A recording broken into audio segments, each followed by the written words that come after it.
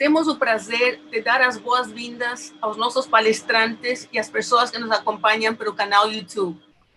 Neste evento, propomos tratar da agricultura regenerativa, tema muito relevante no que se refere à produção de alimentos e seu impacto ambiental, biodiversidade, armazenamento de água e preservação de florestas. E conversaremos como este tipo de manejo agrícola possibilita o sequestro de carbono no solo. Gostaria de indicar que é uma honra para a SNA e para os SEI Orgânicos contar nesta tarde com responsáveis por projetos pioneiros, inspiradores, que promovem um impacto positivo na maneira de olhar a produção de alimentos e gerir seus negócios. Por ordem alfabético, permita-me apresentar Fábio Sakamoto, cofundador da Rizoma Agro, spin-off da Fazenda Toca, empresa que tem por missão reverter a crise climática escalando a agricultura regenerativa orgânica. Operam sistemas agrícolas que produzem um impacto positivo no meio ambiente, cultivando leguminosas, grãos e frutas.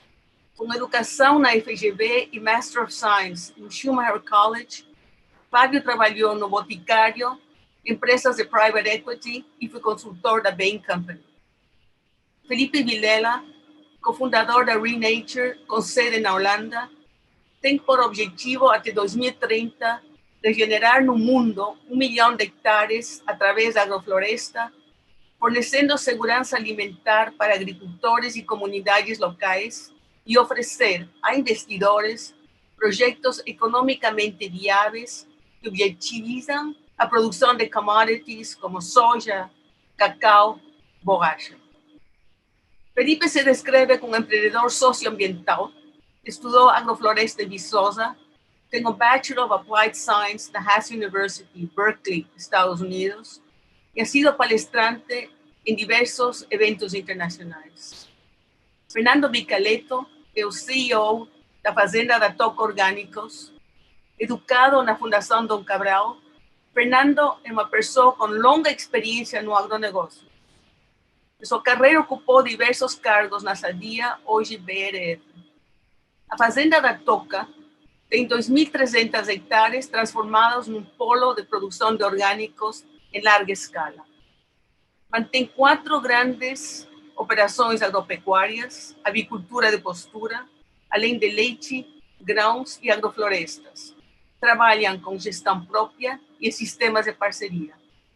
A Fazenda da Toca tem diversas certificações, como orgânica, empresa B, identifica empresas que seguem determinados padrões de transparência, responsabilidade e desempenho. Adicionalmente, são certificados como bem-estar animal e receptores de diversos prêmios como Great Place to Work e empresas humanizadas.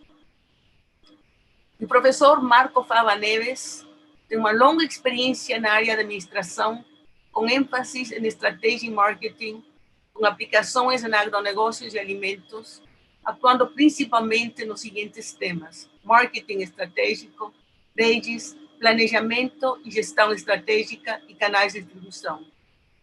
Marcos é engenheiro agrônomo formado pela Exalc USP, fez toda a sua carreira de pós-graduação, mestrado, doutorado e livre docência em estratégias empresariais.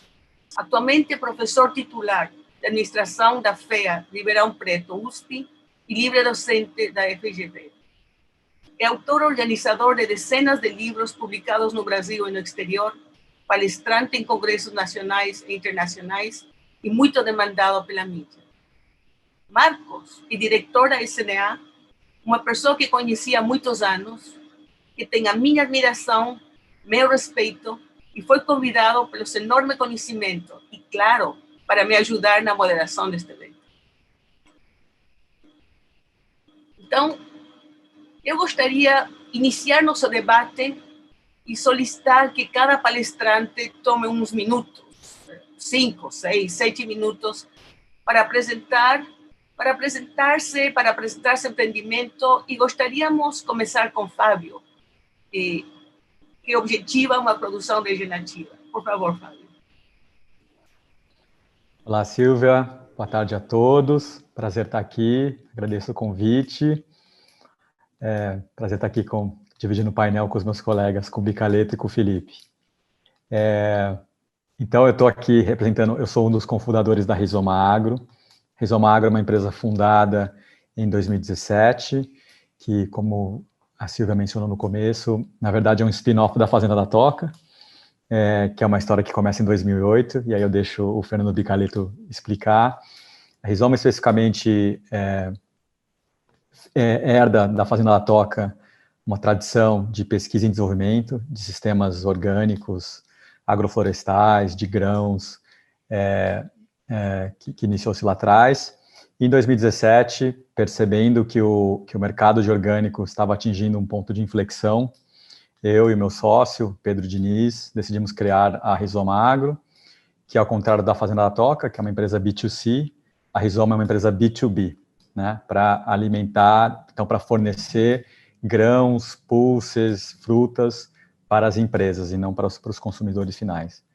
A gente viu, através de estudos, que esse mercado estava passando por um momento de transformação, citando, por exemplo, grandes empresas entrando nesse segmento, empresas ou comprando empresas menores, como a Unilever comprando a Mãe Terra, né, como a Danone fez lá fora com a White Wave, ou lançando linhas de orgânicos e não vendo uma contraparte, não vendo uma empresa que pudesse ser capaz de garantir o fornecimento dessas matérias-primas. E com isso, essas empresas estavam sendo impedidas de atender o mercado consumidor, que já ansiava por esse tipo de produto, né, que está muito associado com saudabilidade, com sustentabilidade. A Rizoma, então, ela inicia um projeto de P&D focado no desenvolvimento de grãos orgânicos e pulses. Nós temos duas áreas arrendadas no interior do estado de São Paulo, totalizando 1.200 hectares, em que a gente desenvolveu sistemas de produção de alta performance, né? O nosso objetivo na Rizoma é produzir orgânico com o mesmo custo e produtividade de convencional. Essa é uma meta ambiciosa, porém, no nosso ver, bastante factível. Nós já conseguimos produzir a mesma produtividade. Então, a nossa fazenda no interior de São Paulo já produziu as mesmas 60 sacas de soja por hectare que os nossos vizinhos fazendo soja transgênica ou convencional. Na soja, no milho, a mesma coisa. Além de soja e milho, produzimos aveia, feijão, grão de bico e citros, né, em sistema agroflorestal. Em 2 anos, já somos um dos maiores produtores de grãos orgânicos do Brasil, atendendo grandes clientes multinacionais aqui, como também já tendo feito exportações para os Estados Unidos e Europa. Então, a Rizoma ela é uma junção de várias coisas que já existem na agricultura convencional, que faltavam na agricultura orgânica. Um foco de P&D, que não existia, e um viabilizador de produção, de assistência técnica, e depois um comercializador, né, que atende as grandes empresas.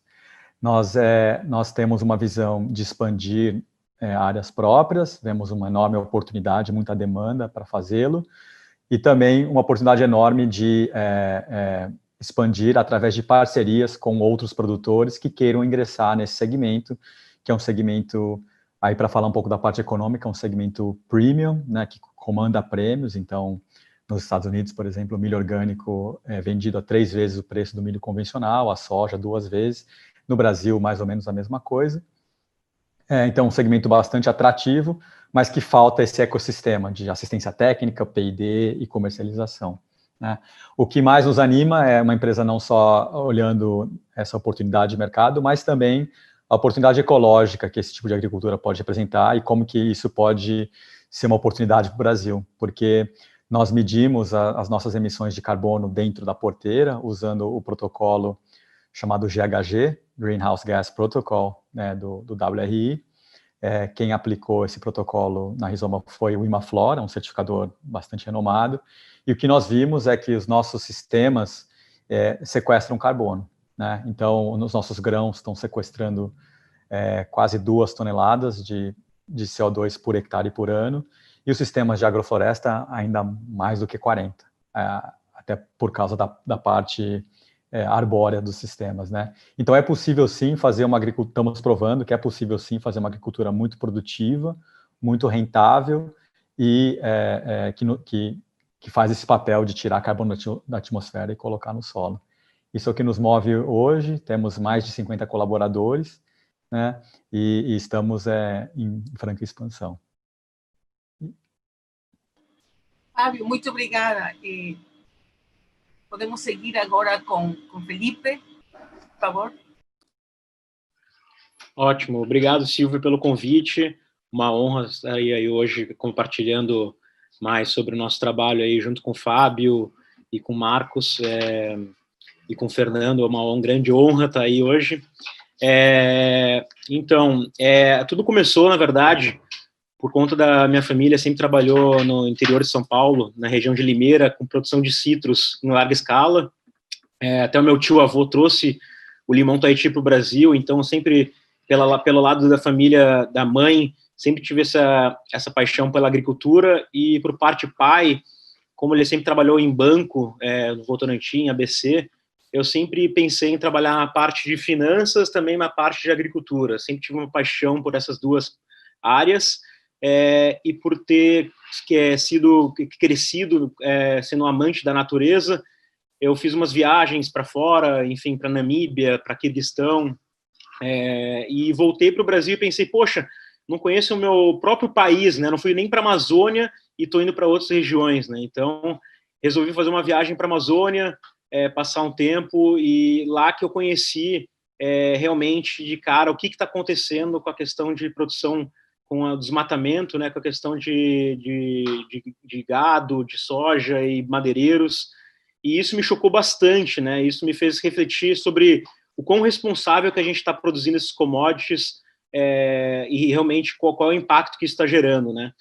E voltando para casa, como eu nasci em São Paulo, mas eu morei minha vida inteira no Sul, então vocês vão perceber o meu sotaque gaúcho, já perceberam?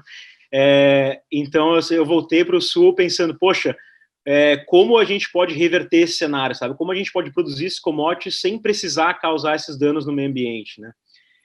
Nas florestas. Então, eu fui atrás de todos os sistemas agrícolas que existiam aí fora, que incluem a floresta, que incluem a resiliência climática dentro do seu sistema agrícola, e me deparei com a agrofloresta, com a agricultura regenerativa, vendo o potencial de conhecimento e ciência por trás disso, né? Então, eu pensei, poxa, a gente tem que advocar por esse sistema, né? Então, fui fazer conhecendo pessoas, e vi que no Brasil a agenda dessa sustentabilidade, sistemas resilientes, ainda estava meio atrás, né? Então, foi por isso que eu resolvi ir para a Holanda há 5 anos atrás, e foi lá que a gente fundou a Renature. Então, eu e o Marco de Boer, que é um holandês com o dobro da minha idade, a gente se conheceu e se tornamos sócios.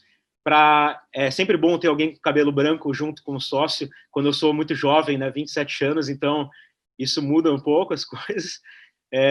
E a gente fundou a Renature para criar essas condições e oferecer sistemas para empresas corporativas realizarem a transição, né? Então, hoje o nosso objetivo é 1 milhão de hectares até 2030, mas além disso a gente quer garantir segurança alimentar para 10 milhões de agricultores e comunidades, né? Então, não é só regenerar áreas, mas também a questão da segurança alimentar incluída.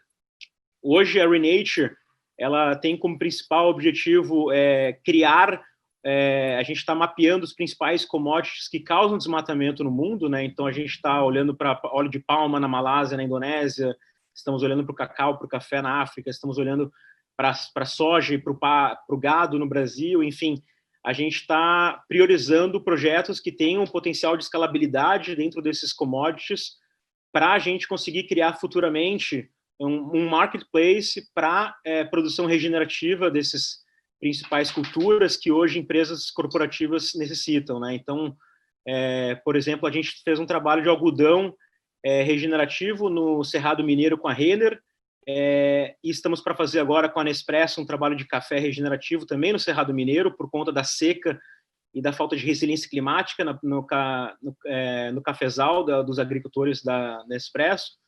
Então, a gente está vendo que realmente essas empresas corporativas estão demandando essa transição. Por exemplo, em Quênia, a gente está fazendo trabalho com a Lush, de cosméticos, que eles estão querendo também cada vez mais fomentar a questão da agricultura regenerativa. E a gente está fazendo matchmaking, né? Então, na Renate, a gente trabalha principalmente com a questão da assistência técnica e da coordenação de projeto, mas a gente também faz a conexão com investidores de impacto e bancos, né? Para projetos específicos. E, recentemente, a gente está participando de uma nova iniciativa do Rabobank chamada Acorn, que é alocar todo o crédito de carbono que eles tiverem para compensar junto com o portfólio de clientes que eles já investem, para alocar isso em projetos de agrofloresta pelo mundo afora, né? Então, eles estão com um valor de mercado de 40 euros por tonelada que eles estão oferecendo, e isso é um ótimo indicador, assim, um valor de qualidade de carbono para projetos voltados para esses sistemas, né?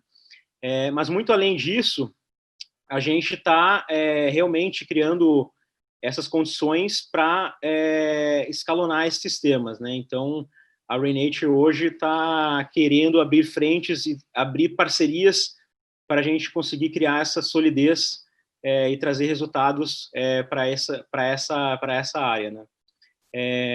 Então, a gente está criando um dashboard de indicadores de impacto, né, com os KPIs, onde a gente vai centralizar nossas mensurações de impacto, que a gente está trabalhando com a Embrapa, com a Wagner University, com a Cambridge também, para identificar os melhores indicadores adaptados à realidade de cada contexto de agricultor ou de empresa que a gente estiver trabalhando. E a gente vai dar prioridade na questão da biodiversidade do que no carbono especificamente, né? A gente sim vai trabalhar com a questão dos indicadores de carbono, mas a gente vai botar a biodiversidade como um centro de atenção para os nossos indicadores, para a gente conseguir, enfim, levantar dados e futuramente vender esses créditos para a biodiversidade, né? Mas eu estou falando muito já, mas em síntese é isso, um pouco sobre o trabalho da Renate, e uma honra a gente poder compartilhar mais na conversa. Felipe, muito obrigada. Então, agora, gostaria de falar, Fernando, o microfone é seu.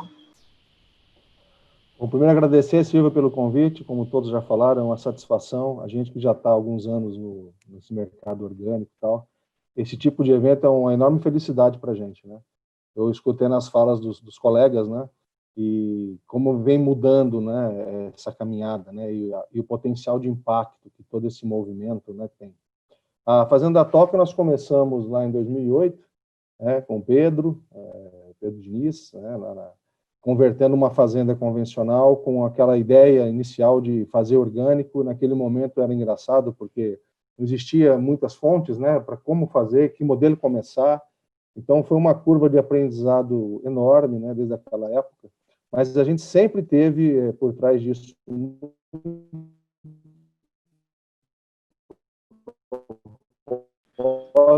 realmente criar, incentivar então, sempre com muita consciência, né? E foi muito interessante isso, porque desde o momento a gente pensou em escala, porque para ter impacto na nossa visão, a gente precisava resolver os problemas e tornar ela, a agricultura, apoiada nos 3 pilares, né? Porque no ambiental ela já nasce muito apontada para isso, mas com impacto social e principalmente com o desafio econômico. Eu acho que é o grande pilar de toda atividade que começa, né? Por falta de conhecimento, falta de tecnologia, né? Falta de pesquisa, como o Fábio comentou, né, de P&D. Então, a Fazenda da Toca começou com isso, a gente foi avançando. Em 2017, né, sempre com o papel também de puxar a cadeia, porque imagina, a gente começava a produção, por exemplo, de avicultura de postura, que é hoje a nossa principal atividade, mas não tinha milho disponível, não tinha soja orgânica disponível, então a gente teve desse compromisso, essa visão desde o início de poder puxar toda a cadeia que envolve, né? E aí, em 2017, como o Saca comentou, foi feito esse spin-off justamente com a ideia da Rizoma, que ele já comentou, de realmente investir em P&D. A Toca já fazia isso há uns 4 anos antes, né? Então, a gente ficou muito feliz com isso, porque a gente vê que tem uma enormidade de coisas, e hoje a gente está orgânica em escala. Nós temos as atividades de produção de leite orgânico em regime de parceria. Esse leite é vendido por uma multinacional, então esse aí é um B2B. Um B2B. Temos aí em parceria com a Rizoma também áreas de agrofloresta e de plantação de milho orgânico. E a principal atividade da Fazenda da Toca é a atividade de postura orgânica, né?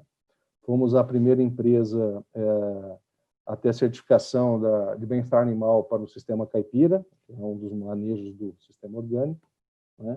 E a gente investe muito e acredita muito nessa questão, né? Como já é uma empresa de B2C, né, a gente identifica e estuda muito o comportamento do consumidor, né? Que é uma das ferramentas de marketing, enfim, de abordar. E a gente vê uma mudança assim, significativa nos últimos anos, né? Eu acho que a gente vai ter chance de falar um pouco mais disso, mas é notório, e eu acho que infelizmente, essa questão da pandemia, eu acho que ela tornou mais evidente, né, eu acho a grande parte da sociedade, a necessidade de a gente pensar uma agricultura, uma relação diferente com o planeta. Eu acho que esse modelo que a gente tem coisas boas, o modelo convencional, evidentemente, tem muita tecnologia, muita gestão, acho que tem grandes ensinamentos, mas a verdade é que eu percebo que a gente precisa buscar realmente um vetor aí que saia diferente e com uma solução mais equacionada. Então, a Toca sempre foi e continua sendo isso. A gente fala que na avicultura, como é o nosso negócio, cada galpão que a gente aumenta, a gente induz aí ao pessoal da produção mais 60 hectares de produtos orgânicos, vegetais. Então, acho que tem um impacto, sim. Tem um mercado enorme no Brasil e vem crescendo, como comentei, a passos largos, né? Então, o que aconteceu nos Estados Unidos há alguns anos, né, de grandes empresas entrarem no setor, começou, como o Saka comentou, e a gente vê isso cada vez mais claro, porque realmente o consumidor começa a cada vez mais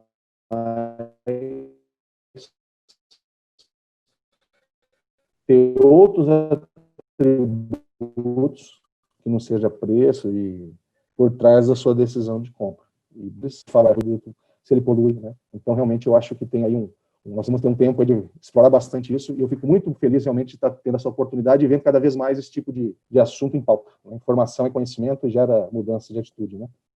Tá? Muito obrigado pelo convite, estamos aí juntos. Ok, agora vi que o Marcos Pava Neves saiu, possivelmente caiu a ligação, então, bom, chegou umas perguntas pelo YouTube, Fernanda Samarini. Um pouco esta pergunta eu colocaria para vocês três. Quais indicadores de biodiversidade a ReNature está utilizando? Mas, neste caso, eu diria não só a ReNature, sino também a Rizoma.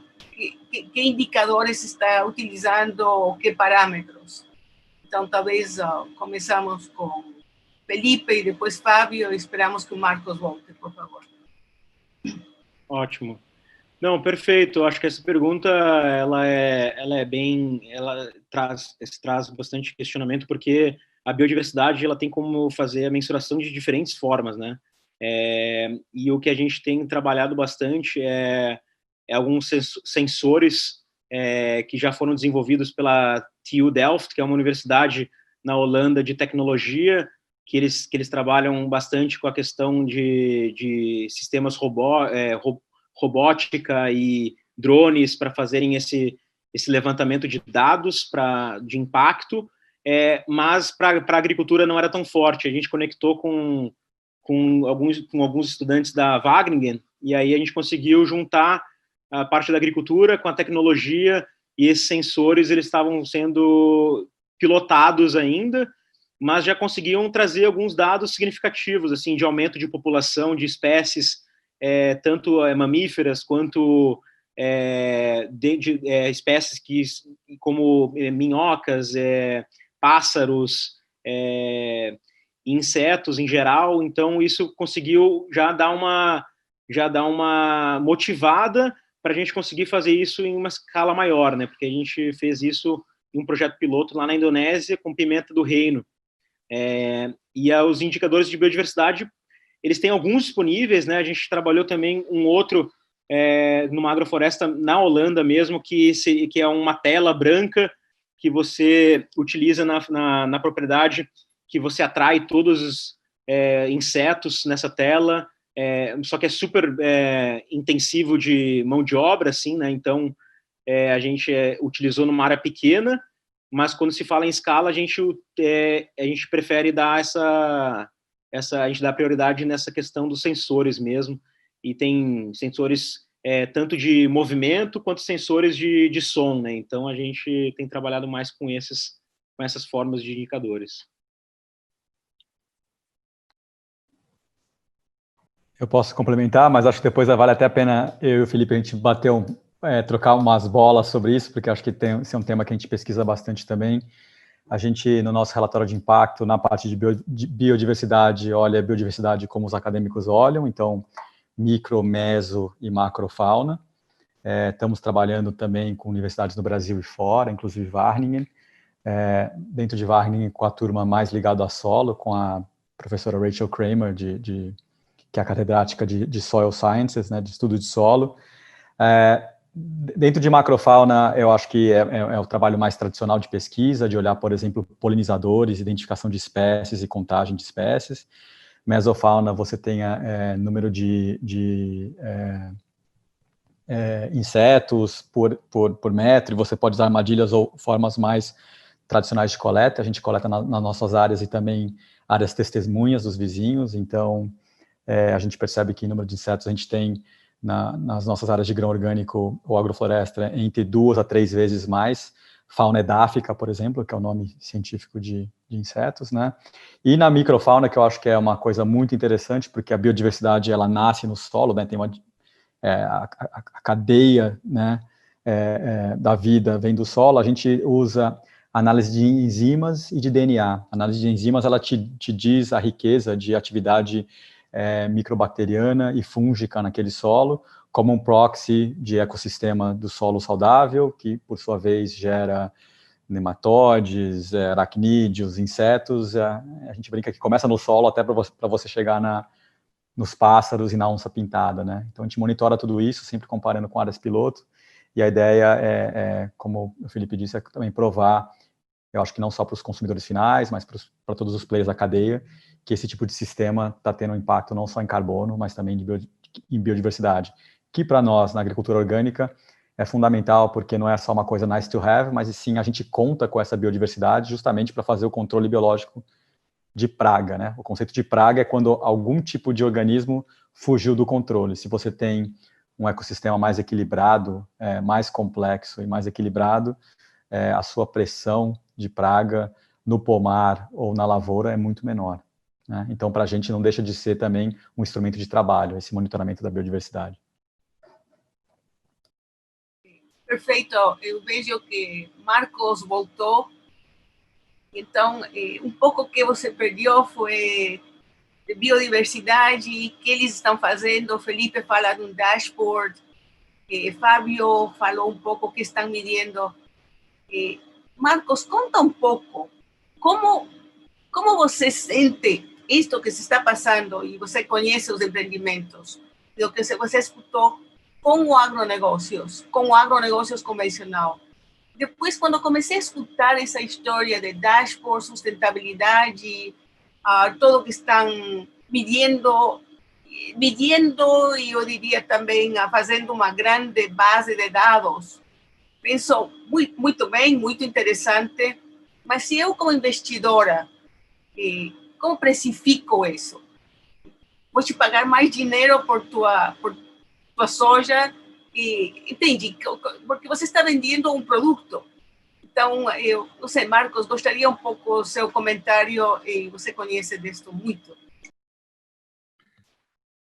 Bom, Silvia, boa noite a todos, boa noite a quem está nos ouvindo. O primeiro privilégio de estar contigo, eu tenho uma enorme admiração pelo seu trabalho, a nossa convivência, né, na Sociedade Nacional de Agricultura, e eu fiquei, quando você me convidou para participar com esse grupo de jovens, eu fiquei absolutamente encantado, porque com certeza era uma live que eu assistiria depois no YouTube. Aí eu falei, eu já posso, ao mesmo tempo, já assistir, já participar, já fazer o meu resumo, né?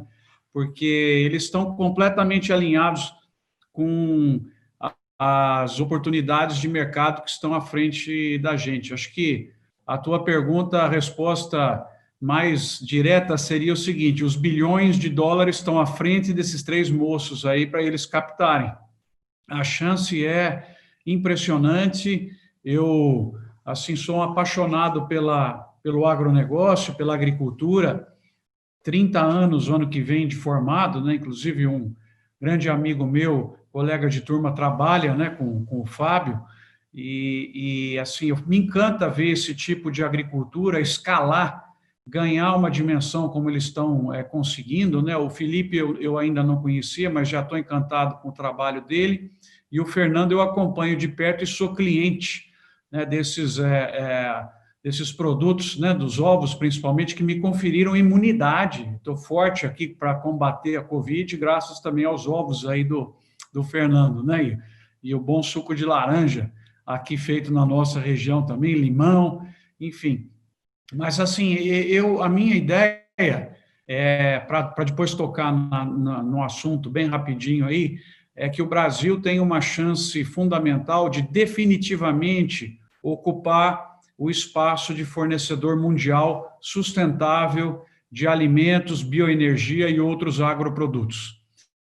Isso aí nós vamos fazer de que jeito? Via custo, via diferenciação e via ação coletiva. Basicamente, essa é o segredo para consolidar essa posição que o Brasil, na verdade, já vem ocupando naturalmente, né? Porque hoje 50% da soja mundial transacionada é do Brasil, o açúcar é entre 40% e 50%, suco de laranja 80%, as carnes nós estamos com quase 1/3 praticamente do que é transacionado vem do Brasil, então devagarzinho esse espaço está sendo ocupado. Mas esse jovem, Silvia, mostra para a gente que além da ocupação do espaço que nós já estamos conseguindo, há um espaço bilionário de produtos ultra diferenciados que quem está comprando basicamente o que eles estão gerando não está olhando sequer para o preço do produto, ele incorporou aquele conceito, né, e ele pega o produto porque ele quer o conceito que está por trás do que eles estão montando, e isso é algo absolutamente sensacional. Eu tive a vida é feita dessas pequenas coincidências, né? E você me convidou para participar desse evento, pediu para eu aprofundar um pouco mais nessa história do mercado verde, dos títulos verdes. Uma outra empresa de fertilizante pediu a mesma coisa e eu preparei para eles nessa semana uma apresentação, e a minha vida é infográficos, né? Eu adoro preparar.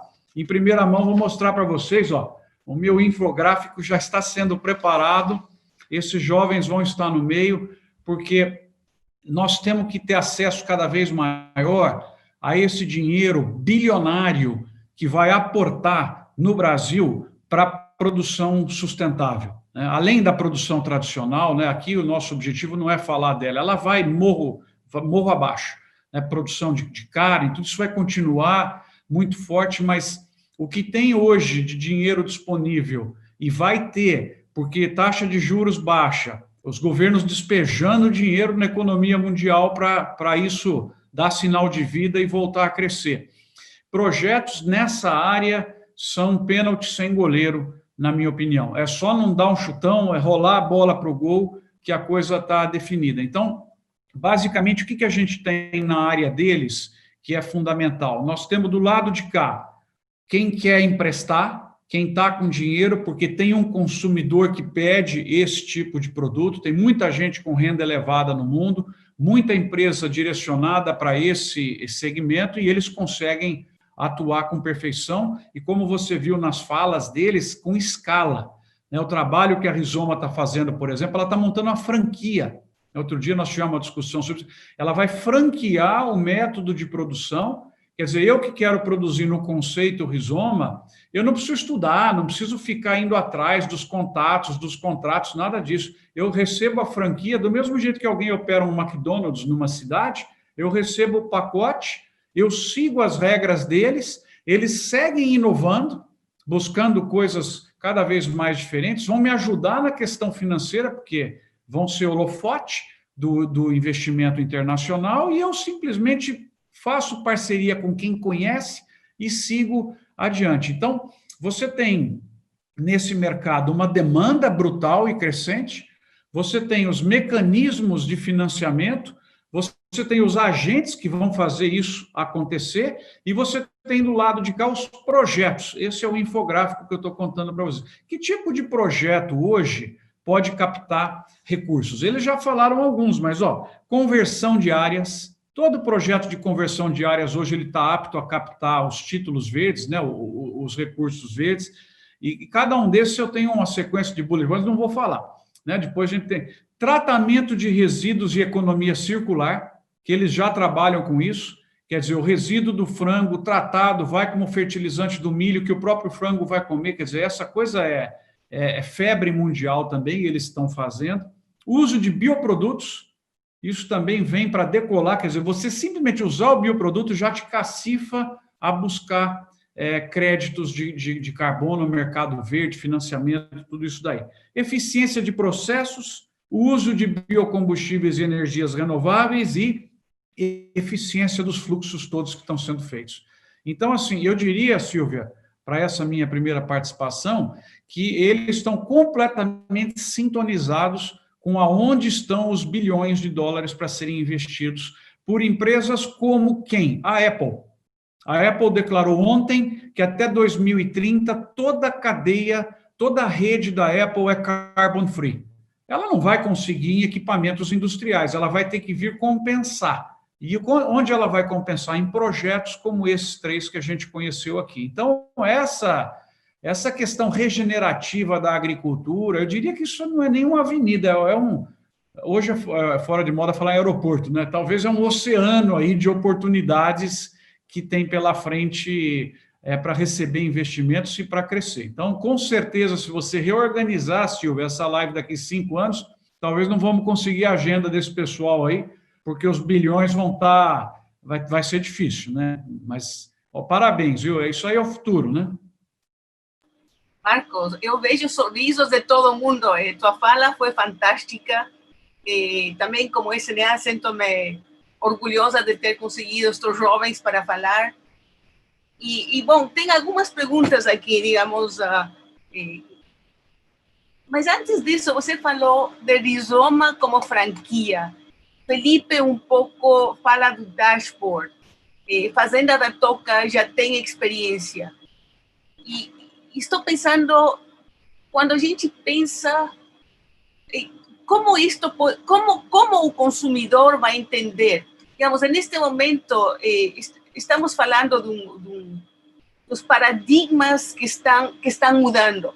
Ou seja, os jovens, como os jovens que temos aqui, os outros, são consumidores que evitam comprar produtos ou alimentos de companhias que não tenham seus valores.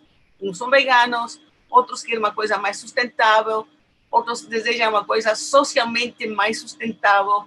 Pensam na água, pensam no meio ambiente, pensam também na sociedade, pensam em produtores menores, pensam em agricultores familiares, e vão a escolher outro tipo de produtos. Nas grandes indústrias que produzem alimentos, a gente começa... É que a gente está sentindo que esses novos paradigmas desses consumidores estão mudando a visão, o look de empresas, e o consumidor prefere comprar da Fazenda da Toca ou de vocês os produtos em vez de uma empresa que já está estabelecida há muito tempo. 1. 2, no caso da agricultura regenerativa, ainda não... Em caso da agricultura orgânica, existem muitos selos, existe um arcabouço, uma legislação. A agricultura regenerativa é algo que está em construção e não temos muito. E eles estão investindo muito dinheiro. Então, a pergunta seria sobre as mudanças dos consumidores e, segundo, como passar essa mensagem para o consumidor e para atrair o consumidor aos produtos de vocês. Talvez podemos... Fernando, você gostaria de falar? Enfim, eu acho que esse tema é extremamente importante. Eu acho que a mudança, e o professor Marcos falou disso, a mudança ela realmente começa pelo mercado, né? O consumidor realmente, as novas gerações, gostei do jovem, obrigado pelo jovem, eu já estou com 50 anos, então fiquei aqui super feliz. Obrigado, Marcos. Então, eu já tenho filhos adolescentes e tal, e você percebe que essa geração ela vem com outro processo decisório, né, na mente. Eles querem saber de onde vem o produto, como é feito, se degrada a natureza ou não. Tem vários estudos, né, tem várias fontes de pesquisa já de comportamento do consumidor, e quando falo qual é o seu consumidor em 2040, 2050, qual a tendência de consumo, todas elas partem de, mais ou menos, para mim, 3 pilares. Uma é a consciência no consumo, que está tudo por trás, né? Da onde vem, como é feito, qual o impacto social disso, né? Esse produto, ele ajuda o planeta ou prejudica o planeta, né? A questão de preço, ela vem em segundo plano, né? A questão de saudabilidade, né? E bem-estar, né? As pessoas querem viver mais, longevidade, mas querem viver bem, né? Se alimentarem melhor, né? E também tem um processo que eu vejo muito interessante, que são toda esse processo de digitação, de informação, tudo na palma da mão. A gente vê uma tendência muito forte das marcas se tornarem, chamamos de humanização das marcas. A relação do consumidor com as marcas vira quase que uma relação com um amigo. Eu acredito nele, porque eu conheço ele, eu sei o que ele faz. Então, isso ganha muito ponto. Se ele faz alguma coisa que eu não concordo, a minha relação com essa marca começa a alterar. Para mim, o segundo ponto, que é preço, quando a gente fala em questão de orgânico, outros produtos, né, que é mais ainda nichados, para mim a questão de preço ela vai se resolver a médio prazo. Não é se vai resolver, é quando, porque a tecnologia, como o Saka comentou, por exemplo, eu vou dar o exemplo de ovo, que é o meu mercado, tal, 70% do custo do ovo, né, é ração, sendo 50% milho. Né? O milho hoje no Brasil, o milho orgânico custa 2,5 vezes o preço de uma saca de milho convencional. Mas por quê? Porque tem um desafio enorme pesquisando, ele vai ser rompido. O dia que ele se romper, essa diferença de custo vai ser muito menor, o mínima, o quase inexistente. Isso vai fazer que o nosso produto, na ponta, também seja. Aí o que hoje está ali restrito a consumidores com maior renda, né, a gente vai entrar numa faixa de consumo e disponibilizar esse produto para todo mundo, porque o nosso sonho, né, é que o produto orgânico possa ser equivalente a um produto convencional correlato. Né? E aí sim, fizeram uma pesquisa recente, a Organis, que é uma instituição, ela perguntou para os consumidores, você consome produto orgânico? 15% falou que consome, de certa forma regular. Ok. Aí perguntaram para os outros, você gostaria de consumir produto orgânico? Sim. 84% falou sim. E por que você não consome? Preço. Então você vê que tem uma base enorme de consumidores ávidos para comprar esse tipo de produto, que ainda está numa barreira preço. Que esta barreira, em breve, né, a gente já tem produtos que já estão iguais. Vou dar um exemplo aqui de mercado. Banana orgânica hoje tem redes de supermercado que não tem mais outra banana que não seja orgânica. E conseguir equalizar um preço, né, e aí pergunto, qual consumidor, sabendo que um produto que tem todos os benefícios ao planeta, para ele como pessoa, enfim, com todo esse conceito e verdade por trás, por que ele deixaria de comprar ele se está o mesmo preço de um produto convencional? Né? Não faz sentido. Então, acho que isso aí só tende a avançar, né? As empresas também, eu acho que todas estão olhando para isso, né? Empresas convencionais, todas estão começando a mudar, por isso que eu acho que a mudança e o impacto no planeta vai vir realmente da consciência, né, da iniciativa privada, e não adianta delegar isso para o governo, se a iniciativa privada não se mobilizar, né, e não mudar o seu mindset, né, e começar a entender que não adianta fazer um negocinho só para o consumidor achar que ele é meio ecológico, meio sustentável, ele tem que ser verdadeiramente sustentável, né? Eu acho que isso vai mudar o planeta em todas as suas dimensões. Então, o consumidor, para mim, é o que vai puxar a fila, ele que puxa toda a cadeia para trás. Essa é a minha opinião. Eu queria só complementar, Silvia, se você me permite, porque acho que o Bicaleto tocou num ponto super importante. O Marcos, como bem disse, falou muito bem do panorama atual de mercado. É um mercado ainda em construção, cresce muito forte, mas é um mercado ainda em construção. A questão, eu queria enfatizar a dimensão tecnológica desse mercado, porque talvez a novidade desse movimento hoje, ao contrário do orgânico de 30 anos atrás, mais ideológico, de raiz, de contracultura, hoje você tem um orgânico empresarial, de alta tecnologia. Então, quando eu vou a gente fornece milho lá para a Fazenda da Toca.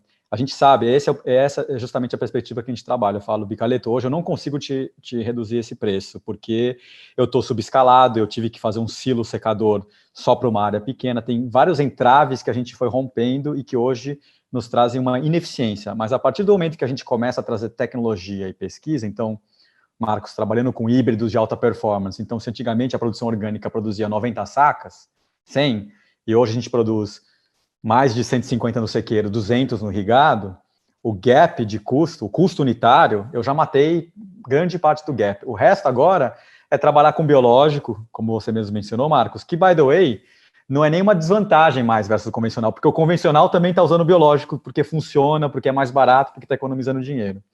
E fora isso, o outro aspecto da tecnologia é a questão também do AgTech, da tecnologia no campo, de você poder oferecer para o consumidor essa rastreabilidade. Acho que o ponto que o Bicaleto falou da importância das máquinas é importante, mas a partir do momento que eu tenho uma agricultura digital, que eu sei em cada talhão da minha fazenda o que está acontecendo, ou de um parceiro franqueado, como o Marcos disse, eu sei todos os insumos que foram feitos, todas as operações.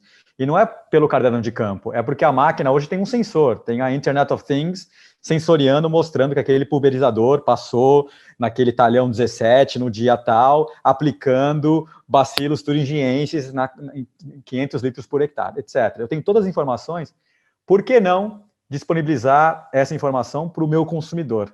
Né? Acho que esse tipo de integração vai se tornar natural com o tempo. Se hoje, o Marcos que olha as grandes cadeias da carne, da soja, hoje o mínimo para jogar o jogo é você provar que não teve desmatamento, é o que tá todo mundo tá correndo atrás de mostrar que tem originação, imagem de satélite, o caso da cria na pecuária, etc. Mas no futuro, com a agricultura digital, entre você pegar o dado que você já tem na fazenda para ter uma produção de alta performance e oferecer isso para a cadeia, é um passo. Então, até quando eu converso com fornecedores da agricultura convencional, eu falo, gente, o que eu estou sendo aqui é um piloto do que vai ser.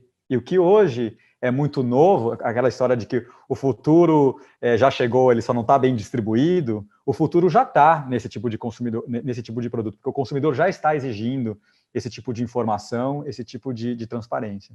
Só para complementar aqui, mas de novo, para dizer que com essa agricultura tecnológica, permitindo o sequestro de carbono, aumentando resiliência, o meu produto, o produto Felipe, no médio prazo vai ficar mais barato, porque quando o produto convencional está lá lidando com um excesso de chuva, como o Midwest americano teve na última safra, ou uma seca, que a gente está vendo cada vez mais frequente, o produto mais resiliente, né, orgânico, ele vai tender a ter um preço igual ou menor. Isso não sou eu que estou falando, você pode olhar, se o Marcos quiser uma fonte, pesquisa do Rodale Institute na Pensilvânia, que tem um system trial de 40 anos, lado a lado, convencional e orgânico, mostrando justamente essa questão de produtividade e de custo ao longo dos anos. Então, só para dizer que eu concordo, se o Marcos enfatizou a questão do prêmio, que hoje nos ajuda, e nos ajuda essas empresas a arrancarem, no futuro, o custo vai ser uma questão de custo competitivo e todo mundo vai ter acesso. Essa é a nossa visão. Obrigada. Temos uma pergunta e pouco, eu gostaria primeiro que fale Felipe e depois o Marcos. Henderson fala, Magalhães Abreu, sou pequeno produtor rural, iniciando na agricultura regenerativa, como posso me incluir neste processo? Que mensagens vocês podem me dar? Então, eu basicamente coordeno os projetos da SNA com agricultura orgânica e, claro, vocês são os gigantes grandes e tem muitos pequenos, como vocês sabem. A maioria que está na agricultura orgânica, uma boa parte, são agricultores familiares. Então, todo o que estamos falando para eles deve soar bastante complicado e bastante difícil. Então, Felipe, eu diria, iniciando na agricultura regenerativa, como iniciar este processo? E depois eu gostaria também do Marcos escutar que barreiras você encontra, o que deveria ser feito para que isto comece, dos grandes empreendimentos passe para os pequenos. Como fazer pesquisas de Embrapa, universidades, como convencer que existe um futuro nisso. Então, começaríamos com Felipe, por favor. Perfeito. Obrigado, Silvia. E ótima pergunta. É uma pergunta que realmente leva vários fatores de consideração para realizar essa transição. Na Renate, a gente trabalha com a Transition Journey, né, que é a jornada de transição de um sistema convencional para regenerativo, e o primeiro passo para isso é a gente trabalhar com a questão do model farm, que é uma fazenda modelo. E essa fazenda modelo é uma unidade de referência onde ela vai demonstrar os resultados, tanto de serviços ecossistêmicos quanto econômicos, dessa fazenda modelo. E aí, nessa fazenda modelo, leva 4 principais componentes. O primeiro é o Context Analysis, que é a análise do contexto local, que a gente leva em considerações os aspectos biológicos e sociais. Então, os biológicos seria, por exemplo, quais são as espécies nativas, quais são os recursos disponíveis naquela região em termos de disponibilidade de mudas e essas coisas. E a gente tem um contexto social também, para entender os desafios, as necessidades, realmente o contexto do agricultor, para a gente conseguir encontrar um caminho que satisfaça o desejo dele, né? Então, o contexto social e o biológico, a gente pega esse primeiro passo, que é o Context Analysis, e a gente vai para o segundo, que é o Design, né? Que é a parte de desenvolvimento do consórcio. Então, levando em consideração todos esses dados biológicos e sociais, a gente adapta essa realidade no consórcio, no design do sistema, para a gente conseguir fazer um sistema participativo, onde o agricultor ele vai se sentir dono da própria contribuição dele no desenvolvimento desse planejamento, né? E aí o terceiro seria a implementação, e o quarto é monitoramento e evaluation, que a gente chama, que é a questão de avaliação dos resultados, né? Então, esse monitoramento seria também técnicas de manejo, enfim, técnicas a longo prazo para manutenção do sistema. E aí, saindo do Fazenda Modelo, que é o primeiro passo, por conta dessa visibilidade, desse visual do agricultor ver como funciona na prática, a gente vai para o segundo passo, onde ele já obteve o resultado e viu que tem um futuro nesse sistema, e ele quer replicar esse sistema, ou ele quer adotar em outras propriedades com a comunidade dele, com os associados dessa cooperativa, que a gente chama de Model School, que seria uma escola modelo.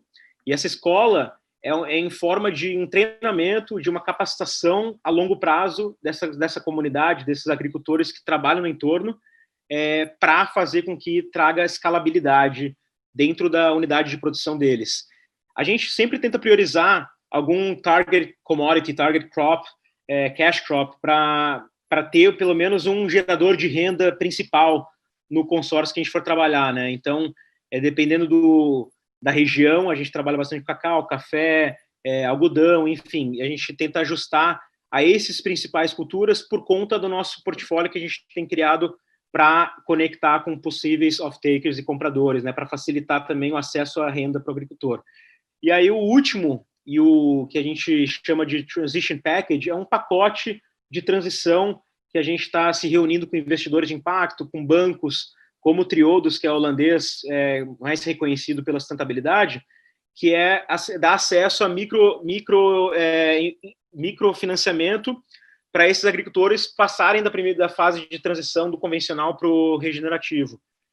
Então, a gente estima esses custos de acordo com o contexto local, e a gente tenta dar acesso de conhecimento por parte da Renature, de insumos por conta dos parceiros locais e de financiamento por parte dessas organizações, de instituições financeiras, né? Então, com esses passos, né, fazendo modelo, escola modelo e o pacote de transição, a gente consegue realizar essa jornada para que o agricultor, enfim, entenda o processo de transição, né?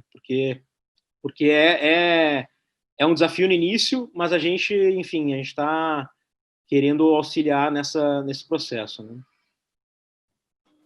Marcos, eu gostaria desses comentários. Ô, Silvia, depois dessa aula do Felipe aí, eu fiquei sem palavras aqui para dizer. Deixa eu ver o que sobrou. A primeira coisa que eu queria deixar registrado aqui desse nosso encontro é que essa nova geração que está à frente desses empreendimentos, Silvia, perceba uma diferença fundamental. Eles abrem o espaço para esse produto diferenciado sem atacar o convencional. Isso eu acho que é um ponto muito importante, porque antigamente a gente tinha o ataque ao convencional, já gerava um desgaste, agora não precisa. Nós estamos com um diferencial aí sem atacar o convencional. Esse primeiro ponto. Segundo ponto, para responder a pergunta muito importante de um pequeno produtor, nós sabemos o quanto foi complicado e está sendo esse período para eles, pelo fechamento parcial, vamos dizer assim, porque o delivery continua, de restaurantes. Em muitos locais, as feiras livres, que eram um ponto de comercialização importante, também foram fechadas. Então, o setor de flores, tal como o setor de hortícolas, sofreu demais o impacto desse período surreal das nossas vidas. Mas uma coisa que fica, Silvia, eu acho que eles concordam comigo desse período, é que nós tivemos um processo de digitalização, de conexão, de 10 anos, aconteceu em 3 meses. E eu acho que aí está a solução para esse tipo de problema. Porque modelos como o do Fábio, do Felipe, do Fernando, eles vão aumentar, e com a conexão, e essas pessoas acabaram tendo que entrar no sistema, o Sebrae montou sistemas muito legais de conectar o pequeno produtor com o comprador. Eu acho que isso aí é o futuro. Então, para os pequenos, eles vão ter acesso a conhecimento, mesmo sem se mexer, só com o telefone. Aqui ele vai ter que entrar, aí não tem jeito. Ele vai ter que entrar, porque senão ele vai ficar isolado do mundo. Então, chama o filho para ajudar, um sobrinho, aí não tem jeito. Mas hoje, o que ele tem de conhecimento à disposição, de modelos que ele pode passar a entender, tanto com linguagem mais sofisticada, como com linguagem simples, feita, mais uma vez, por Sebrae, associações, a CNA, não a nossa SNA, a CNA montou também aplicativo para conectar produtor de hortícola. Assim que os restaurantes voltarem, o storytelling não precisa ser grande para contar a história. Um restaurante de uma cidade, ele vai poder contar a história. Olha, o meu produto está vindo do produtor aqui da agricultura periurbana, que tem essa história de vida, que produz desse jeito. Isso tudo facilitou para a gente com a digitalização que entrou goela abaixo no sistema nesses últimos 3 ou 4 meses. Então, eu acho que a vida dessas pessoas, pós esse momento difícil, vai ficar mais fácil. Agora, ele, comportamentalmente, tem que entrar aqui, tem que ter curiosidade e tem que se associar. Tá? Ele vai ter que participar de associações, vai ter que participar de cooperativas, vai ficar muito mais fácil de fazer isso, porque ele pode participar digitalmente, né, de assembleias, de reuniões. Eu estou vendo uma volta triunfal do cooperativismo e do associativismo pós-pandemia, porque ficou tão mais fácil de você participar das coisas que isso vai ter uma força muito grande. Então, eu acho que a vida dele muda para melhor, principalmente porque esse conhecimento desses 3, todo mundo vai estar ajudando para que ele se conecte no sistema. Vai ter muitos agentes de conexão para fazer essa produção chegar direto, contar uma bonita história, que é provavelmente o que esse pequeno produtor tem lá com a família dele, né? Obrigada. Ao trabalhar com pequenos produtores nos orgânicos, é isso. As histórias são excelentes. Temos um problema, possivelmente, de comunicação. As histórias funcionam nas feiras, contato com o consumidor. Mas é um pouco essa barreira. Mas aprender a contar, eu diria, em escala uma história, ou aprender a chegar a uma coisa maior, ainda tem um problema.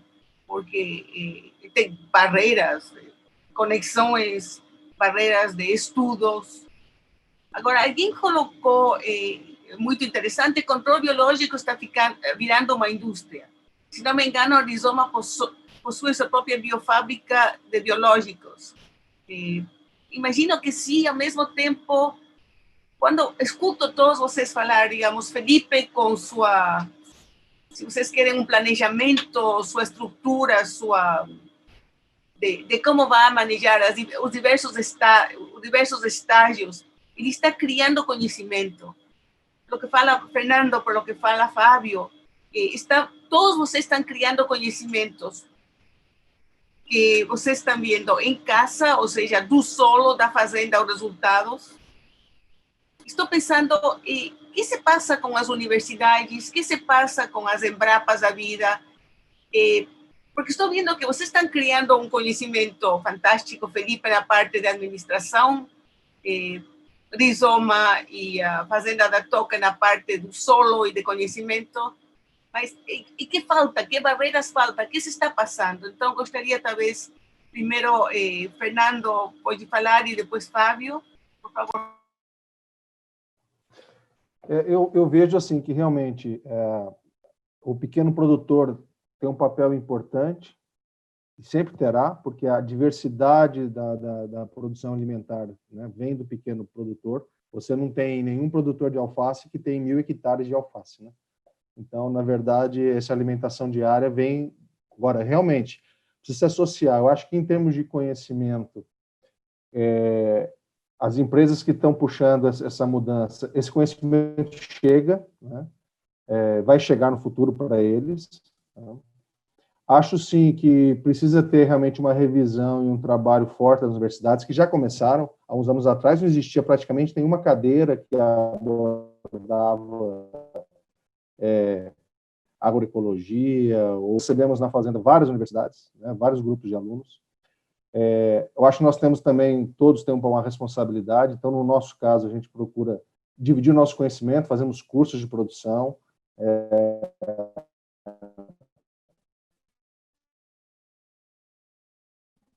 para quem queira fazer, e vários pequenos produtores vão lá, e sempre dividindo conhecimentos, que é um incentivo, né, ao pequeno produtor nessa passagem, né, de convencional, porque realmente é difícil para ele financeiramente, porque inicialmente ele tem um custo maior que alguns insumos, né, e na verdade não pode certificar o produto dele ainda, posicionar como um prêmio, né, que hoje se paga. Mas existem alternativas, eu acho que cabe, por exemplo, eu faço parte da Câmara Temática, junto ao MAPA, a gente tem obrigação, a Silvia também faz, né? Acho que tem obrigação de levar esses temas. Existem já modelos no mundo, existem selos em conversão, Estados Unidos, você não é orgânico ainda, mas você já está em transição. Você tem um selo que o consumidor reconhece e está disposto a pagar um pouco mais. Isso ajuda muito toda a cadeia a essa mudança, né? Então, acho que nós temos essa responsabilidade também de ser agente de transformação, de levar essas discussões. Eu sinto que se a gente se organizar e souber conduzir isso, acho que existe espaço, né? E a gente pode realmente contribuir e dividir conhecimento. Como o professor Marcos falou, esse conhecimento vai chegar agora, precisa se organizar. O associativismo cresceu muito. Por exemplo, nessa pandemia, junto com outras empresas, nós fizemos um movimento chamado Orgânico Solidário, onde a gente arrecadou e quem quiser doa. E foi muito legal porque nós pegamos e compramos as cestas dos pequenos produtores que realmente, de um dia para o outro, perderam o seu mercado. Os restaurantes na primeira onda, todos fecharam, né? Então, e aí continuou mobilizando esse pessoal porque estava vencendo o produto, perdendo o produto nos seus pomares, nos seus cultivares, e aí a gente fez isso entregando para quem precisa de uma cesta orgânica de alimentos orgânicos. Então, ajudou as duas pontas. Isso no momento de ajuda, mas já estamos estruturando para ser isso uma coisa regular. E aí se viu, tem mais de 50 produtores, pequenos produtores nessa iniciativa, né? E se viu que podemos fazer, né, podemos mobilizar e tornar isso perene, não só nesse momento de pandemia. Então, assim, as coisas vão surgindo, né, e a gente tem que ter a cabeça aberta e temos a responsabilidade, todos, independente de ser grande ou pequeno, poder influenciar e melhorar todo esse processo, né? Aí que vem o consumo consciente, as empresas conscientes. Eu acho que é assim que a gente vai mudar o planeta. Cada um consciente do seu papel, não só do meu resultado, do nosso resultado financeiro, mas como a gente pode contribuir com uma sociedade mais equânime, né? Eu acho que isso é super atual, né? E vai ser a tendência cada vez mais. Obrigada. Fábio, deseja falar alguma coisa, né? Dizer algo? Silvia, em relação às universidades, eu não sou um expert em ciência e tecnologia, o Marcos vive nesse ambiente, a gente já teve até algumas conversas sobre isso. Eu vejo muita oportunidade para melhorar. Eu entendo que o cobertor está curto, para ciência e tecnologia, para pesquisa, não está fácil, a gente sabe disso. Eu acho que o trabalho de pessoas como o Marcos e outros comunicadores e pessoas do agro é muito importante de mostrar e sensibilizar os políticos até da importância estratégica desse setor para o país, como geração de riqueza, como projeção de imagem, como defesa dessa cadeia comercial. E eu acho que aí falta, sim, tem espaço para melhorar em relação às pesquisas. Tem coisas que cabem à iniciativa privada, tem coisas que cabem a órgãos de financiamento, tipo o FINEP, e tem coisas que cabem à universidade, principalmente as pesquisas mais longas e ciência mesmo. Acho que cada um tem o seu papel. Mas acho, sim, que tem uma oportunidade de melhorar e empresas como a Embrapa, né, organizações como a Embrapa, pela qual tenho o maior respeito, também tem coisas ali que precisam melhorar. Outro dia, só para dar um exemplo concreto, a gente queria fazer um convênio com a Embrapa para estudar a macrofauna, estava tudo certo, porém tem um contrato estranho, que talvez esteja desatualizado, que ninguém consegue explicar direito, mas que fala, olha, o que você faz, a Embrapa vai ter direito a royalties se você fizer alguma coisa para fins lucrativos. Ora, nenhum de nós aqui somos institutos. Eu, o Felipe e o Fernando tocamos empresas, a gente de alguma forma tem que ganhar dinheiro. E é um contrato, como eu sou muito Caxias, eu leio o contrato, talvez muita gente assina e fala, depois nunca acontece nada, mas eu leio o contrato e falo, olha, tem uma cláusula aqui que é difícil, não dá para fazer, a gente chamou a atenção deles, não dá para mudar, não sei o quê. Então tem umas coisas que a gente ainda não tem espaço para melhoria. A gente teve a mesma experiência com a Embrapa também, mas enfim. É difícil. A gente aqui, acho que estamos fazendo nosso papel, tanto... o Fernando é um exemplo. Eu não conheço nenhuma outra empresa que é líder do seu setor, que cria um setor altamente lucrativo e que depois organiza cursos para qualificar outras pessoas para virarem concorrentes. Eu só conheço a Fazenda da Toca que faz isso. Sinceramente, numa visão de como o Marcos falou, mas qual é a lógica? Esse mercado vai ser grande, vai ter espaço para todo mundo. Quanto mais gente entrar e mais for profissional, é melhor para todo mundo. Então, está num momento muito bacana. Mas, enfim, só para falar para a sua pergunta, Silvia, acho que sim, entidades como a SNA, ou talvez outras, possam se articular e a gente ter essa voz com os governantes, de entender a importância estratégica desse setor e o quanto que todas as armas que o governo tem, sabendo que o cobertor está curto, mas o que pode ser usado para ajudar esse tipo de inovação. Acho que aí tem bastante oportunidade para melhorar. Ok, obrigada. Agora queria pular um pouquinho para outro tema, e aqui preciso um pouco de ajuda do Marcos. Green bonds com formas de financiamento. Então, Marcos, passa um pouco a bola para você, me ajuda nesse tema, mas acho esse tema de green bonds e sequestro de carbono interessante, e talvez você me pode ajudar. Silvia, é realmente extremamente interessante, por isso que eles estão medindo tudo o que eles estão fazendo, né, com os dashboards de todos os tipos de possibilidades, porque cada mensuração vai dar direito a algum benefício. E, por exemplo, um sequestro que o Sakamoto conseguiu fazer, minha empresa industrial da Alemanha pode se aproveitar disso e transferir recursos para ele. Então, vai ter compensação entre quem não consegue sequestrar carbono, por exemplo, a Apple, e ela vai pagar para quem está fazendo, com isso ela virou carbon free. Então, essa troca, ela vai aparecer cada vez mais, porque as empresas estão colocando seus prazos. Elas estão colocando seus prazos por quê? Pela sua proposta de valor e pelo que é o seu comprador. O comprador vai valorizar. A Apple já viu isso, outras estão colocando as propostas. Então, todos esses greens que vão aparecer é porque, poxa, eu fabrico o computador, não vai dar para eu ser carbono zero sem eu comprar de alguém isso, porque não tem como, né? É o equipamento que eu uso, é a energia que eu gasto, tal. Então, esses fluxos, uma vez os mercados funcionando e com crowdfunding, com todo tipo de mecanismo coletivo via aplicativo que vai acontecer, isso vai atropelar, vai ficar muito fácil, né? Então, por isso que estou, né, e no começo eu fiquei tão empolgado de estudar um pouco sobre esse assunto, porque eu estou vendo escritórios de advocacia entrando, todo mundo entrando, porque a turma está vendo que aí as trocas vão acontecer. Só que para a troca acontecer, alguém tem que criar tecnologicamente o sequestro de carbono, e aí são os três. É a boa agronomia, né, que hoje, até complementando, terminando a minha fala com a última pergunta que você fez, o que eu tenho observado é que, sim, o setor público ele tem que se modernizar, esses caras têm que estar no conselho de escolas de agronomia para poder bolar as matérias que vão formar a gente para trabalhar no conceito deles. Embrapa tem que também escutá-los. Onde é que está o problema que nós não estamos conseguindo fazer os contratos? Eu espero que o setor público venha com outra cabeça também, pós-pandemia, com digitalização e tudo o que aconteceu. Mas o que eu estou observando de interessante é que se você participasse de um painel como esse há 10 anos, ia ser uma reclamação. E aqui é negócio, né? Eu acho que o bonito dessa história é que esses jovens, esse pessoal está mostrando que isso aqui não é ideologia, isso é negócio.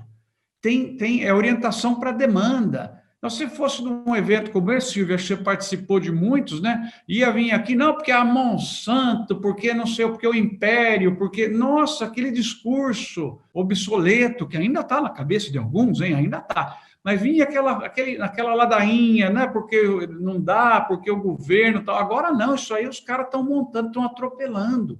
E esse é o novo mundo. E esse novo mundo turbinado com esses green bonds, com todo esse dinheiro que vem aí, sai de baixo, né? Vem uma loucura aí, né? Obrigada, Felipe. Você que tem uma presença em Holanda e está na Europa, como vê esse tema de green bonds? Porque eu comecei a olhar teu site e vi de projetos, e você mesmo mencionou, projetos e financiamento e procura-se investidores, desculpa. E investidores a longo prazo, 5 anos e mais. Fábio está sorrindo, ele vem do mercado de capitais, então sabe que significa tempo.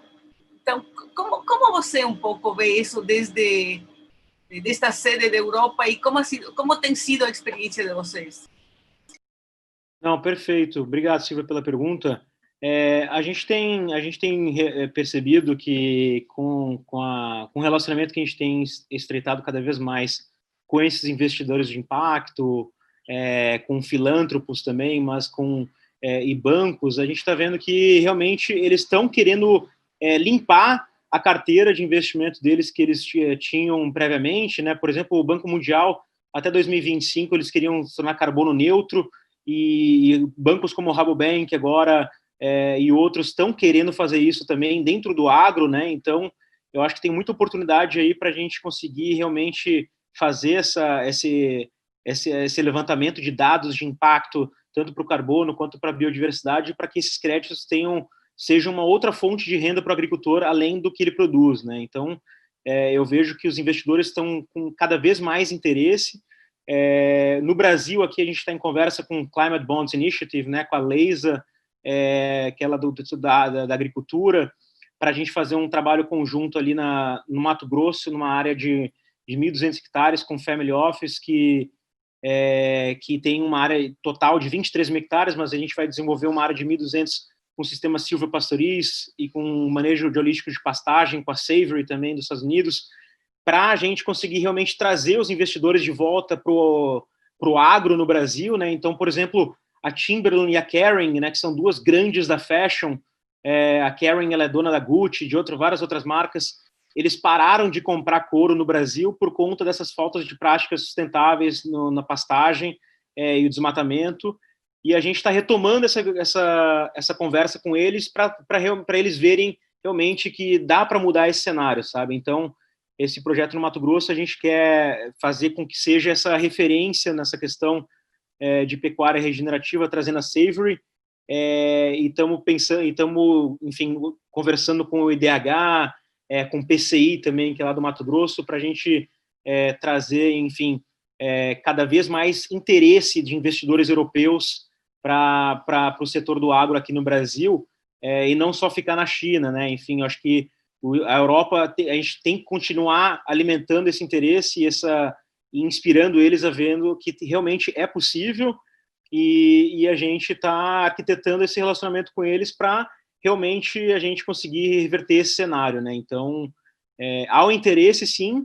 Eu acho que o que precisa ser feito é realmente trazer o levantamento de dados desde o início, sabe? Porque se a gente começar a levantar dados, é isso que eu admiro muito do trabalho da Rizoma, é que desde o início eles estão levantando esses dados do carbono, da biodiversidade, porque daqui 10 anos a gente vai ter perdido 10 anos de dados que a gente poderia ter acumulado nas fazendas, né? Então, a gente tem que estar quantificando esses impactos imediatamente para a gente conseguir futuramente vender cada vez mais créditos e green bonds para reverter isso para o agricultor, né? E aí, por exemplo, dando um exemplo, lá em Quênia, que um agricultor está recebendo aí esse valor de 40 euros por tonelada de carbono que ele sequestra, ele conta para a comunidade dele, trabalha com 2.000 pessoas na comunidade, e todos eles já estão super curiosos e querendo também ter uma outra fonte de receita além da aloe vera e moringa que eles produzem para lush, sabe? Então,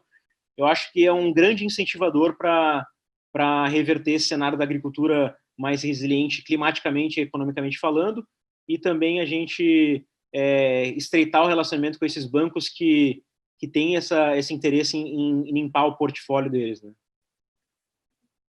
Obrigada.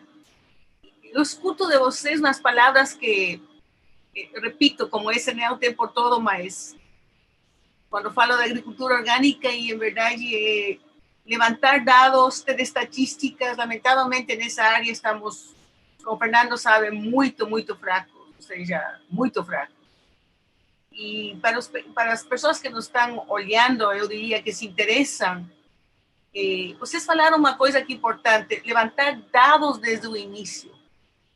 E isso é muito importante. Quando se fala de agricultura orgânica, alguns produtores falam, temos um problema com caderno de manejo, levantar informações, temos muito trabalho. E um pouco o levantamento de dados, monitorar o que existe e sentar e escrever no computador, na tabela Excel ou onde seja, ou colocar o filho, deixado a um lado. Então, eu acho que um pouco a primeira coisa que eu tiraria disto para os pequenos agricultores é levantar dados desde o início. Também uma coisa que vocês não falaram, bem importante também, é dados da produtividade. Constantemente somos perguntados na SNA dados da produtividade do arroz orgânico com convencional. Eu fico, não temos onde olhar, para onde vamos. Então, mesmo se o pequeno produtor, levantamento de dados desde o início, monitorar o que existe é muito importante. Então, alguém desejava conhecer, para Marcos, como retorna a compensação para o produtor na captura de carbono, de sequestro de carbono? Como retorna? Porque primeiro que ele vai ter acesso à fonte de financiamento mais barata, e outro, ele vai poder vender essa captura que ele fez. Então, esses modelos estando mais estruturados, e eu acho que aí é um papel importante também para o Sebrae e a outras organizações que atendem pequenos e médios entrarem, para viabilizar esse processo de trocas. Mas esse processo de trocas, sabe, Silvio, eu acho que ele vai ser tão desintermediado no futuro. Outro dia, por um mecanismo de crowdfunding, eu investi um pouquinho numa cervejaria. Eu não tive contrato, nada, tudo digital. Sabe, eu acho que nada vai impedir essa pessoa de dizer, olha, o meu processo está comprovado porque tem um órgão que ajudou a medir, por isso que é importante, que eu vou sequestrar tanto, ele coloca isso à venda, e alguém lá que está precisando completar para dizer que ele está carbon free, ele entra comprando. Sabe, eu acho que daqui 5 anos isso vai ser tão desintermediado, vai ser tão fácil as conexões, que esse conhecimento vai chegar para ele, né? Eu acho que vai ser muito diferente. O crédito, né? O que impede daqui 5 anos eu vou começar uma lavoura de soja orgânica, por exemplo, eu boto lá no mecanismo de crowdfunding, um bombeiro do Texas, ele entra lá e coloca $2.000, $5.000 de investimento, porque eu estou prometendo X% com seguro, com um monte de coisa. Eu acho que essa desintermediação ela vem com uma violência muito grande daqui para o bem, né? Daqui uns 4, 5 anos, nós estamos com isso muito fácil, muito estruturado, na tela. Ele tem também aplicativos para preencher os dados dele, né, que o Sebrae pode ajudar a fazer, as universidades. Então, ele vai facinho colocando, aí começa a mensurar, aí você tem uma base de dados coletiva também, enfim. Está aí na nossa frente, né, para fazer essas coisas acontecerem. Interessante, você fala de normalmente a gente pensa em bolsas, normalmente a gente pensa em bolsa de futuros, bolsa deste, bolsa do outro. Você fala de uma coisa que eu acho, uma ruptura que eu acho muito importante, a desimediatização. Um pouco, você falava anteriormente de contar histórias, então o Rizoma pode contar a história, mostrar sua informação e, não sei, fazer um crowdfunding ou algum sistema novo para isso. Então, isso é muito interessante e eu acho que esse é outro passo que deveria ser pensado. Cooperativas e associativismo deveriam funcionar nisso também. E outra coisa que deveria ser pensar, minha cooperativa, minha associação faz isto e começar a vender isso. Talvez usar esse tipo de, não sei, agro 4.0, se você quer, ou 2.0, como seja, como diferencial. Também como diferencial do Brasil. Não só continuar pensando que continuamos exportando commodities, esse seria um valor agregado muito interessante. Gostaria de saber que opinam, Fábio, Fernando. Silvia, enquanto eles estão pensando aí, eu vou salvar eles um pouquinho, né? Eu salvo aqui, eu gasto uns 2 minutos aí, olha lá, já estão articulando as ideias. Eu acompanho de perto uma cooperativa aqui, e você sabe qual que é a área que mais cresce dessa cooperativa? É uma área de digitalização de produtores, eles chamam de campo digital. Por quê? Dependendo da dimensão do produtor, ele não vai mexer com drone, não vai querer entender de toda essa tecnologia. Os grandes, sim, eles têm escala para fazer isso. Então, quem que vai fazer isso para ele? É a associação, é a cooperativa que vai construir uma escala e atender, prestando o serviço dele de agricultura 4.0, e pegaram pequenas propriedades de café aqui, quase que multiplicaram, aumentou 30%, só com a sistematização e imageamento e tal. Então, Silvia, você já deu a solução. As associações e as cooperativas, estas sim, têm que ser pressionadas para promover a inclusão digital dos seus atendidos. Eu acho que essa é a agenda fundamental para eles. Quem incorporou isso está virando o melhor negócio da cooperativa, porque, lógico, ela pode cobrar um pouco por isso também. E está sendo altamente recompensador para todos essa história. Com isso, eu dei tempo deles pensarem. Vamos ver as respostas. Ô Marcos, e só complementando, eu concordo. E todo ano eu viajo durante a temporada. Durante a temporada nos Estados Unidos, eu viajo, eu e meu time, a gente viaja 5 estados americanos visitando e vendo produtores americanos que tem uma realidade muito mais próxima do pequeno produtor brasileiro. O cara tem 100 acres, 150 acres, 200, não são esses 10 mil hectares que a gente pensa aqui. E lá eu vejo com o desenvolvimento do mercado, um ponto que, só para complementar o que você falou, o ponto do mercado. O que esse cara está produzindo? Ele não está produzindo milho commodity para ração animal, ele está produzindo aquele milho azul que vira aquela tortilha colorida que você compra no pacote do Whole Foods, certo? Se você tem cadeias longas, como a da soja, ninguém é tão competitivo quanto o Brasil para fazer soja, e tem as cadeias curtas, de alimentos mais locais, mais integradas, com alimentos premium. E fora isso, eu acho que essa digitalização, ela traz um monte de oportunidades, e nada como também a boa e velha agronomia, né, Marcos? Você que estudou isso, tem coisas que funcionam, tem coisas que não funcionam. A gente fazendo citros, eu vejo dificuldade. Você vai lá fazer laranja para a indústria numa área pequena, mas vai enfrentar o problema do greening, em que você está fazendo pulverização de borda, e se você tem um pomar pequeno, tudo é borda. Está provado pelo Fundecitrus que a área economicamente viável é maior, talvez tenha que ter uma associação, ou aquele produtor tem que escolher uma outra variedade. Acho que tem uma questão de inteligência também, de como que você seleciona. Agora, a cooperativa também é interessante porque essa revolução dos insumos biológicos, ela exige um mínimo de capital e um mínimo de volume. Para um produtor replicar a biofábrica que a gente tem na nossa fazenda, tem que ter um número de hectares mínimos para fazer. Um produtor talvez seja difícil, mas alguns produtores se juntando, ele tem acesso a uma tecnologia que é muito mais efetiva, muito mais ecológica e que economiza muito dinheiro. Só para complementar o que você falou, acho que tem muitas oportunidades aí, mas essa agricultura nova, ela exige, sim, uma escala mínima para algumas coisas, né? E só para acrescentar também uma coisa, Silvia, porque eu acho que é importante também, além do que a gente estava falando antes do consumidor, da questão do custo escondido por trás dos alimentos, né?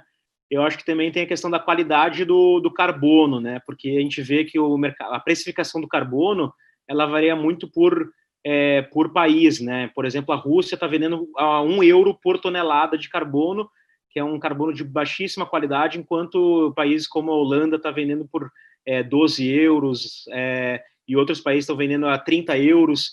Então, eu acho que ainda tem muito a avançar no mercado de carbono para a gente consolidar cada vez mais esses créditos para que tenham qualidade, né? Para que não sejam somente um mercado voluntário de carbono sem essa questão da qualidade, porque senão, enfim, isso vai ser um desafio lá na frente. E eu acho que aqui no Brasil, como as coisas estão recém-iniciando, né, com o Climate Bonds criando uma agenda com o governo, eu acho que é muito importante a gente conseguir trazer o setor privado, né, e bancos como o Rabobank, que está querendo realmente entrar nessa jogada do carbono em projetos de agricultura regenerativa, de agrofloresta, e a gente conseguir criar realmente um modelo de negócio que unifica a questão da produtividade agrícola e dos serviços ecossistêmicos, né, do carbono, para a gente realmente provar o business case para diferentes commodities que se produzem aqui no Brasil, né? Então, acho que a questão da precificação é super importante para a gente levar em consideração os avanços e a efetividade nessa questão de credibilidade do carbono, né? Marcos, gostaria de falar alguma coisa, añadir alguma coisa ao ponto, porque depois tínhamos outra coisa aqui, outro tema, ESG, que basicamente nas empresas, nova metodologia, critérios de environment, meio ambiente, sustentabilidade e governança. Então, quando penso em ESG entrando como critérios dentro das empresas quando são valorizadas, o que vocês estão fazendo tem algo que ver um com o outro? Marcos, talvez você pode me ajudar em esse caso? Alguma resposta ao respeito? Não, Silvia, essa agenda ela veio para ficar. Se a pessoa quiser estar conectada, a organização quiser estar conectada com o consumidor um pouco mais exigente, independente do tamanho dela, essa agenda da governança adequada, da mensuração, de trabalhar a sustentabilidade nos 3 P's, de medir, de mostrar, ela já está aí. Quem é esperto já percebeu e já está medindo tudo, e já está divulgando, e já está transparente, as pessoas têm acesso. Isso daí eu acho que é um caminho sem volta, né? Ela começa com segmentos de conhecimento mais elevado, de exigências mais elevadas, e devagarzinho ela vai percolando. E a partir do momento em que você consegue fazer isso tudo que eles nos ensinaram aqui hoje, ainda com uma vantagem de custo, aí eu acho que é caminho aberto, né? Então, inclusive, muita gente está assistindo a gente agora, que faz os cursos aí na área de agronomia, tá? Eu estudaria isso, entraria de cabeça, porque tem um espaço muito grande para você aplicar em qualquer dimensão de empresa, não é só empresa grande, não, empresas médias e pequenas se organizando para essa nova exigência, vamos dizer assim, que, mais uma vez, começa pelos consumidores mais conectados, né, com estilo de vida que eles já explicaram como é que é, mas ela vem descendo, né, porque a pessoa gosta, ela conta, ela explica, e hoje você pode fazer isso de uma maneira mais barata, né, por conta de tudo que a gente viu aí que está disponível, está digital, né, o conhecimento. Assim, eu fiquei assustado, talvez a gente, logicamente nós vamos lembrar esses 6 meses, espero que sejam só 6, nós vamos lembrar, esses 6 meses estarão nos livros de história, mas uma coisa que aconteceu de espetacular nesse período, que eu nunca vi tanto conhecimento ficar à disposição das pessoas como nesse período. Só no canal que eu montei tem 200 filmes. Todo mundo subindo coisas então, acho que é inegável o que aconteceu nesse período de conhecimento que está à disposição das pessoas para elas se organizarem, assistirem, estudarem e aplicarem. Então, eu acho que nós entramos com esse período na história também com essa generosidade. Aulas, tudo de graça, tudo online, os cursos. Eu vi, Silvio, o último comentário. Eu dou aula na USP e na GV. Em 15 dias, elas tiveram que ir para o online. Na USP são 90 mil pessoas. Treinamento online para professor aprender e tal. E aí ele foi para o online, qualquer um pode assistir às aulas. Né? Elas ficam gravadas. Então, é uma coisa impressionante o que aconteceu. E nessa área também, o conhecimento, as pessoas vão poder assistir esse vídeo depois, entender muita coisa que está acontecendo, entrar no site deles, que tem muita informação. Né? Então, houve realmente uma revolução, uma revolução. Eu agradeço, estou pensando que estamos chegando já a 1h30, e antes de agradecimento final, gostaria, se alguém deseja falar alguma questão, e depois a gente agradece ao nosso público, o microfone, o computador, como vocês quiserem, é todo seu. Por favor, se alguém deseja falar, é só usar seu microfone. Felipe, Fábio, Fernando... Eu acho que só para acrescentar, eu acho que o Marcos e o Fábio estavam falando também, eu acho que o bacana da agricultura regenerativa, né, da agrofloresta, enfim, desses sistemas resilientes à mudança climática, a gente vê que que o maior insumo dessa metodologia, desse sistema é o conhecimento, né? O que a gente estava falando antes, que alguns dos maiores insumos dos sistemas convencionais são enfim, agroquímicos defensivos. O nosso sistema é o conhecimento, né? Por isso que é um sistema que não existe competição, né, Fábio? A gente tem espaço para todos crescerem nesse espaço da agricultura regenerativa, porque é uma forma de distribuição de conhecimento para empoderar os agricultores se tornarem cada vez mais resilientes e independentes de externalidades, né? Então, acho que, enfim, só para acrescentar que eu acho que é um sistema super abundante em termos de proveção de recursos, assim, né? Muito obrigado, Silvia, pelo convite, eu fico super agradecido, e Marcos, por ter conhecido você hoje aí, um grande prazer, e Fernando também, e fico animado para a próxima conversa. Bom, eu queria só para concluir, eu acho que a gente nunca teve num momento tão propício, né? Tanto para a agricultura com vendas mais sustentáveis de produção, é nítido isso, a gente recebe visitas, às vezes, de grandes produtores convencionais buscando, refletindo sobre a forma, então acho super positivo.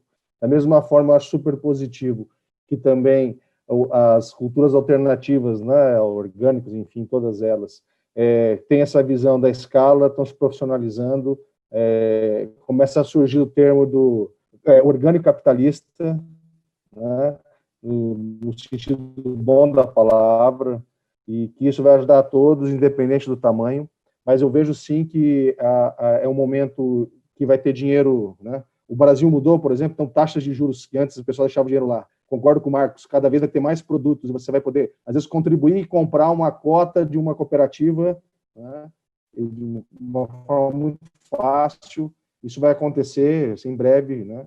Então eu vejo um momento muito propício. O pequeno produtor tem que realmente buscar conhecimento, se associar, ele não pode ficar parado achando que o modelo que ele faz há 10 anos atrás vai ser um modelo que vai sustentar, e mesmo o grande, se o grande continuar parado também, ele vai ser atropelado pelas novas tendências. Mas eu fico muito feliz, cada vez mais esses assuntos estão vindo à tona, estão mais claros, mais discutidos. Vejo o governo também, as iniciativas do governo têm que voltar para isso, as autarquias, os órgãos Embrapa, enfim, tem que estar realmente voltado. E esse tipo de discussão aqui é muito rica, eu adorei participar,